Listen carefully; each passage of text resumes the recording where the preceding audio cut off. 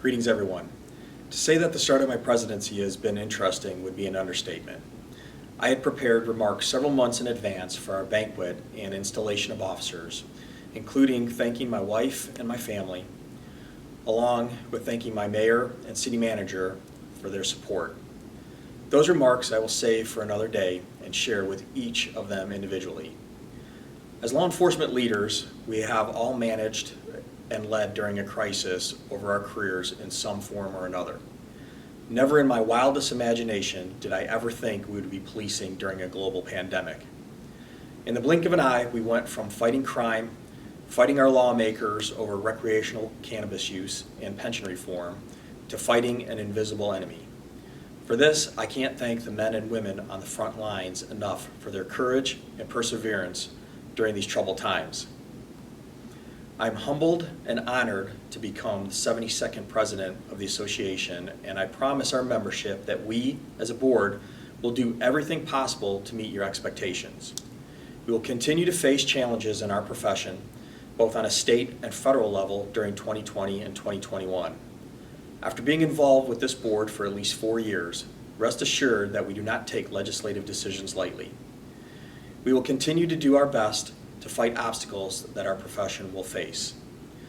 During my year as president, I would like the association to focus on 3 items. Before I outline my objectives, I want to thank our executive director, Ed Wojcicki, and the ILACP staff for their work. I think that I may be the first incoming president to not include the financial sustainability of the association as a goal.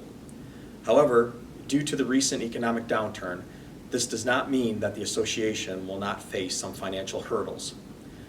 I am certain that our executive director, the ILACP staff, and our finance committee will put a sound plan in place to navigate through any issues that will face the association.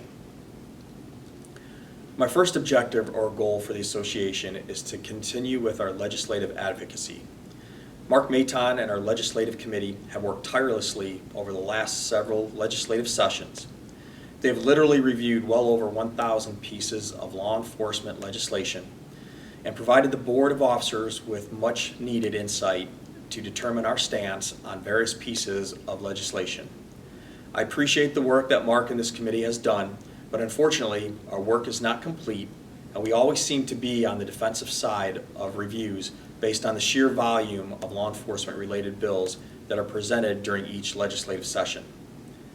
We will continue to work with the Illinois Sheriff's Association, the Illinois State's Attorneys Association, the Illinois FOP, and the Illinois Police Benevolent and Protective Association to combat legislation that will negatively impact our profession, our officers, and our communities. Next, my predecessors and this board have worked hard in developing a relationship with the NAACP. As a result of this hard work, the ILACP and the NAACP have developed the first ever 10 shared principles document.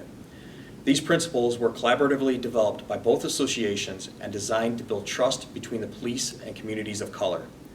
It is the first ever document of this nature designed and implemented in the United States.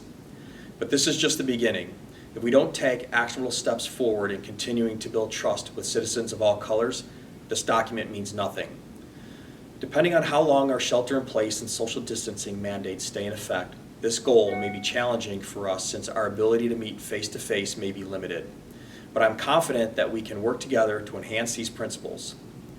My last objective for the association is to enhance our efforts in addressing officer wellness.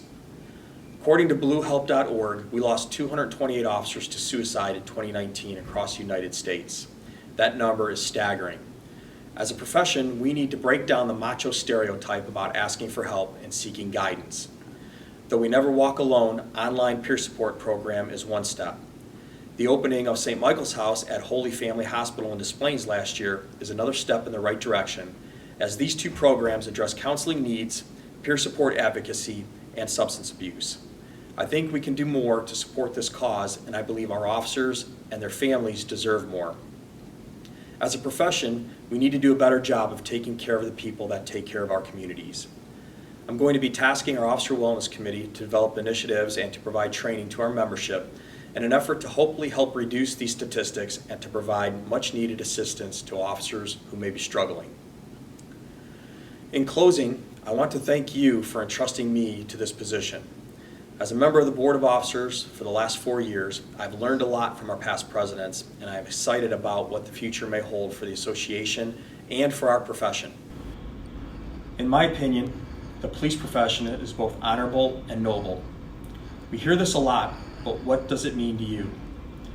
Nobility has been defined as greatness of character and high ethical qualities or ideals that serve a cause greater than yourself, or a faithfulness to a higher calling or purpose. President Calvin Coolidge once stated, "No one is compelled to choose the profession of a police officer, but having chosen it, everyone is obligated to perform its duties and live up to the high standards of its requirements." Whether we chose this profession or we were called to it, we have an obligation to live up to its high standards.